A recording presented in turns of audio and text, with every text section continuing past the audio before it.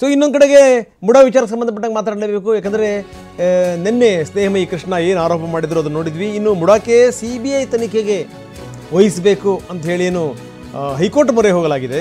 ಇದಕ್ಕೆ ಸಂಬಂಧಪಟ್ಟಂಗೆ ಇವತ್ತು ಸ್ನೇಹಮಯಿ ಕೃಷ್ಣ ಅವರ ಅರ್ಜಿಯ ವಿಚಾರಣೆ ನಡೆಯುತ್ತೆ.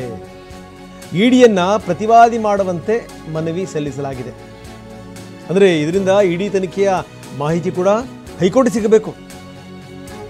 ಇದು ನಮ್ಮ ಆರೋಪ ಸಾಬೀತುಪಡಿಸಲಿಕ್ಕೆ ಅನುಕೂಲವಾಗುತ್ತೆ ಅಂತಾರೆ ಸ್ನೇಹಮಯಿ ಕೃಷ್ಣ.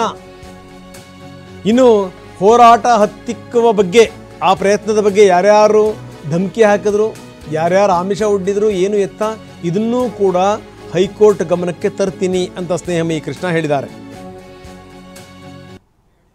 ಯಾಕೆ ಕೊಡಬೇಕು ಅನ್ನೋದ್ರ ಬಗ್ಗೆ ಲೋಕಾಯುಕ್ತ ತನಿಖೆ ನಡೆಸೋ ಇದು ಬೇಡ ಅನ್ನೋದಕ್ಕೆ ಕಾರಣಗಳೇನಾದ್ರು ಎಲ್ಲ ನಾವು ದಾಖಲೆಗಳ ಸಮೇತ ಮನವಿಯನ್ನು ಸಲ್ಲಿಸ್ತಾ ಇದ್ದೀವಿ.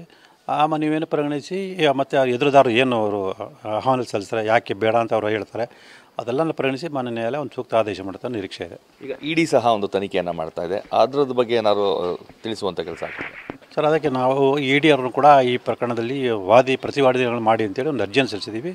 ಅದ್ರ ಬಗ್ಗೆ ಒಂದು ಸೂಕ್ತ ಆದೇಶ ಆಗುತ್ತೆ ಅನ್ನೋ ನಿರೀಕ್ಷೆ ಇದೆ.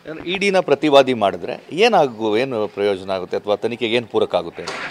ಈ ಪ್ರಕರಣಕ್ಕೆ ಸಂಬಂಧಪಟ್ಟ ಅವರು ಕೂಡ ತನಿಖೆ ನಡೆಸ್ತಾರಿಂದ ಅವರ ತನಿಖೆಯಲ್ಲಿ ಏನು ಕಂಡು ಬಂದಿದೆ, ಸೊ ಲೋಕಾಯುಕ್ತ ತನಿಖೆಯನ್ನು ಏನು ಕಂಡು ಬಂದಿದೆ ಒಂದು ಪರಿಶೀಲನೆ ಮಾಡಿದಾಗ ಸೊ ಲೋಕಾಯುಕ್ತರ ತನಿಖೆ ಸೂಕ್ತ ರೀತಿಯಲ್ಲಿ ಮಾಡ್ತಿಲ್ಲ ಅಂತ ಕಂಡು ಬಂದರೆ ನಮಗೆ ಒಂದು CBI ಕೊಡೋದಕ್ಕೆ ಒಂದು ಹೆಚ್ಚಿನ ಅನುಕೂಲ ಆಗ್ಬೋದು ಅಂತೇಳಿ ನಮ್ಮ ಒಂದು ಅನಿಸಿಕೆ ಆಗಿದೆ. ಈಗ ತಮ್ಮ ಮೇಲೆ ದಾಖಲಾದಂತಹ FIR ವಿಚಾರಗಳು ಇವೆಲ್ಲವನ್ನೂ ಸಹ ನ್ಯಾಯಾಲಯದ ಗಮನಕ್ಕೆ ತರುವಂಥ ಕೆಲಸ ಮಾಡ್ತೀರಾ? ಖಂಡಿತವಲ್ಲ ಸರ್. ಈಗ ಆಗಲೇ ನಾವು ನಿನ್ನೆ ಒಂದು ಗಮನಕ್ಕೆ ತಂದಿದ್ದೀವಿ. ಬಹುಶಃ ನಮ್ಮ ವಕೀಲರ ಅದು ವಿಚಾರ ಗಮನಕ್ಕೆ ತರ್ತಾರೆ.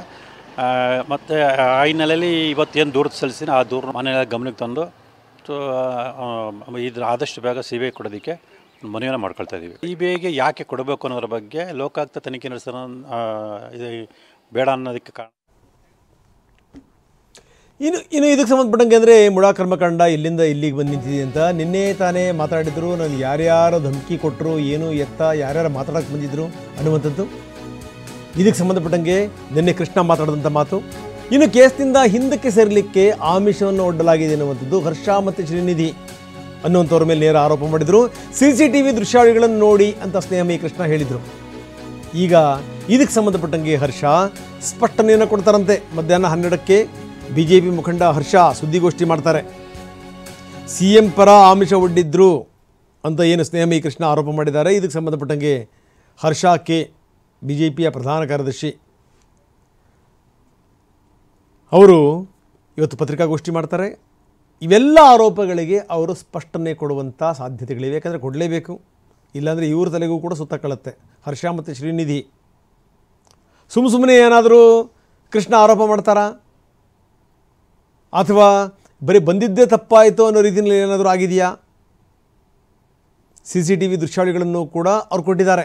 ನೋಡಿ, ಹಿಂಗೆ ನಮ್ಮ ಮನೆಗೆ ಬಂದಿದ್ದರು, ನನಗೆ ಪ್ರೆಷರ್ ಹಾಕಿದ್ರು, ಧಮಕಿ ಹಾಕಿದ್ರು, ಇದೆಲ್ಲವೂ ಕೂಡ. ಸೊ ಈ ಹರ್ಷ ಏನು ಹೇಳ್ತಾರೆ ಅನ್ನೋದ್ರ ಮೇಲೆ ಮತ್ತು ಸ್ನೇಹಮಯಿ ಕೃಷ್ಣ ಕೂಡ ಹೇಳ್ತಾರೆ.